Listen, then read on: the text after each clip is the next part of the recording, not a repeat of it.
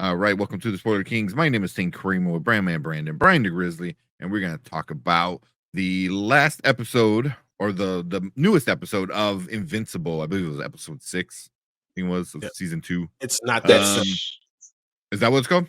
It's not that simple. Yeah. So, pretty good episode. But what do you guys think about it right off the bat, Brandon? I loved it. It has me interested as someone who's never read the Invincible graphic novels, especially where they're going to go with Nolan. That was probably like my biggest hook, like my biggest question by the time it ended. I still like how they're. This show is just a great balance of like typical superhero tropes, like the action, that sort of thing. Mark's relationship in like civilian life. But I think it handles them in a more kind of compelling way than what I'm used to, which is something that I really really like about it. And then the graphic violence, which kind of feels like it belongs somewhere else, but at the same time it fits in this world. I think that's awesome. I think that, and I think it always leaves me with questions. It always leaves me wanting more. And this season they've really kind of stepped their game up, I think. So, I already watched it twice. I already watched every Invincible episode more than once, just to kind of make sure that I didn't miss anything. So I'll probably watch it once or twice more before the new episode. Mm-hmm. And that post-credit scene, like, I want to, like, I'm curious to see what happens next. Long story short. Yeah. Okay. What were you, Brian? Rex getting shot in the head was something I want to do since season 1. So yes, thank you for that. I've been waiting for season 1 to shoot him in the face, and the fact that he's still alive, him and blood is gushing out of his head. He's still alive. I'm like, what is going on? Missing a hand. He has no hands. He's Luke Skywalker, and it's crazy. It's like, what is going on, Rex? I felt the whole thing between Mark and his girl. I knew that was coming.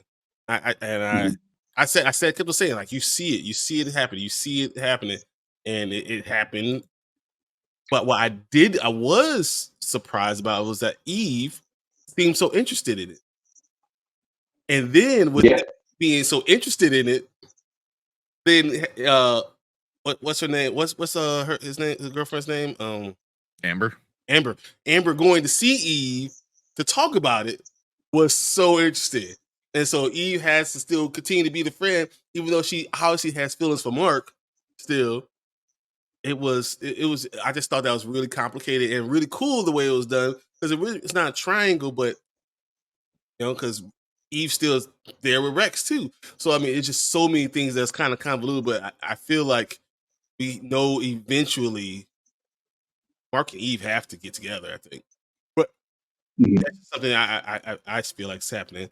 And then the whole thing with Mark's mom, and his brother, that's just so weird. So weird all the time. I'm like, all right, so you have Debbie, like, he's calling her mom. Yeah. Mama. And you know she has to feel a certain type of way. So what's going to happen when Omni Man comes back? And sees his purple baby calling his ex-wife mama. Yeah, with his pet, right? Exactly. That's crazy. Yeah. That's crazy. Like, obviously, the whole thing with Cecil is interesting too. And I loved what else happened in this episode? Alan. Oh my God, Alan coming in. The introduction, that was really cool, and just see it, trying to beat him up, and obviously going crazy. But Alex just whatever, and Alex sits on the bed and just breaks the entire bed. We see how strong he's getting, how dense he's getting, and that he's going to be really important. So now we got Alan and 2 Ventramites that be able to fight the collective, and then don't let Omni Man get released. now we have a war that they actually have some ammo. I'm hoping that we get that. Even though Omni Man was thrown away really so easily, I feel like he's kind of playing possum. Mm, Seeing that he's weaker, so he's not a threat. That's why they keep him alive, hoping that he will come back to the collective. But then he gets his opportunity to leave. Now he doesn't know what's going on, but he gave Mark those books. Well, those books were really cool, and yeah, I was gonna and ask that stuff. foreshadowing, and just all these little things are just. It seems little, but you can see this is a big concept that's going to really carry the series into the future. And I'm actually getting more and more upset knowing that we only got a couple more episodes, and then I got to wait another whatever months we got for season 3. So all that was really cool. That was one thing I was worried about when it first came out, how much I loved season 1, where I had to go read the books, because whenever anything's turned into like a TV show, it always runs the risk of just being done. Like, that's it, we're done, no more seasons, and then you're just kind of done, with it. So I enjoyed it so much that I had to go read it, because if it ever ends, like, I need to know the story. And I'm glad I did, because For sure. it's an amazing story. And all the characters are great. Like, I feel like I was never fully ever really disappointed with any of them. But yeah, so they and just with this episode though, for me, I thought it was a lot of fun. It was a lot of fun seeing like Brian said, with Amber and Eve and Mark, even with Rex. I think Rex, like, he had to almost die to realize he was being an asshole. So even having stuff like that was pretty cool. So yeah. I mean, Alan, I love Alan. Alan is such a great character that has such an interesting story. And even now it's you're starting to see like all like what he can do and who he kind of is and stuff like that. So it's super cool. And love they're showing more of the little bits of Omni Man, and what's kind of going on with him. But yeah, this one was a lot of fun. Have they said there's a season 3 on its way? Yeah, I thought they already announced that when they did season 2. Yeah, they said they're doing like. Yeah. Steven Yeun 2 weeks ago said they're already working on Invincible season 3. So, yeah. Probably I don't know how far well over another. Yeah. We're probably gonna have to wait another 2 years. Oh God, don't say that, man. No, I could see it being a year. We'll get part 1. Yeah. No. It would be nice if we get like season 3 sometime this year. Can you imagine November or early December? Yeah, that'd be great. Which would be amazing. Yeah, that'd be super great. And now maybe they can like knock out a bunch of seasons. Now they see the popularity. Season 3, knock that out. Season 4, bring that in, and Robert Kirkman is involved in it. So the liberties they are taking and things they are mixing together and stuff makes sense. But you're able to kind of cut some of the fat and streamline it a lot better. So hopefully with him still being involved, maybe you can get like 4-5 seasons out of it. And maybe I can see the whole story being done in 5 seasons. Oh, for sure by then. Here's the issue: the names. How do you have time for all of them to really get the work done? Yeah, that's the issue. Steven Yeun, J.K. Simmons, Sandra Oh, Seth Rogen, Mark Hamill, Walton Goggins. It's just Zazie Beetz. Their schedules are nuts. Yeah. Michael Dorn, like, I mean, Jason. How do you say his name? Manzukis. Like, there's so many. There, people I didn't even realize were on that. Like, Mahershala Ali was Titan. Like, there's so many people. Oh yeah. How are you gonna get all these people to do all this stuff? Yeah, that's I think the biggest issue you have. But they signed a contract. They'll find a way to make time. Yeah. But Yeah, but if you could do didn't have voiceover, I think three. you could probably do it a lot quicker. You know what I mean? Like, especially if you get the animation done, you have the story, script, and everything. You're like, okay, cool. We're gonna record like 5 episodes just in one day. You know, or I don't like whatever they can do. You know what I mean? I think they're Like, probably not doing it together. They probably just have to do their voiceover and they have to put it together. But even then, Mahershala Ali ain't gonna have time. You know, like yeah, Seth Rogen barely has time to do nothing.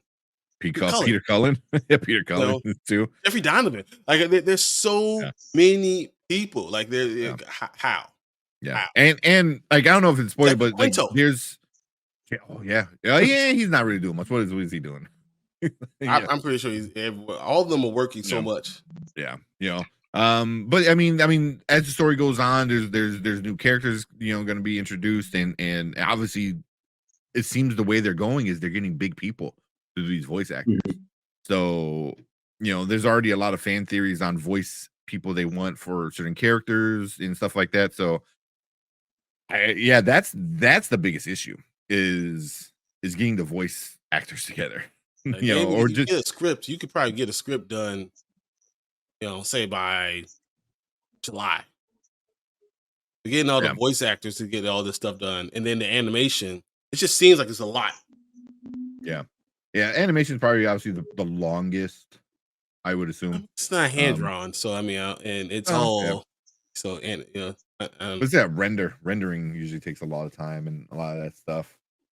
You know, the Mhm. voices aren't too bad. I assume I don't really don't know what voices have. Oh yeah, Ben Schwartz was in it. that's what I'm saying. The people that are voices in this, like Damn, like even for season 2, Chloe Bennett, Tatiana Maslany, Ben Schwartz, Peter Cullen, Leah Thompson, Callista Flockhart, Phil Lamar, David Diggs. You know, those are just from season 2. You know, that's not Mhm. even bringing everyone back from season 1.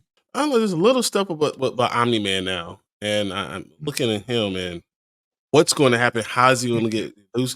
And the fact that he refuses to just pronounce what he said, like and just come back to the collective. I thought that's really interesting.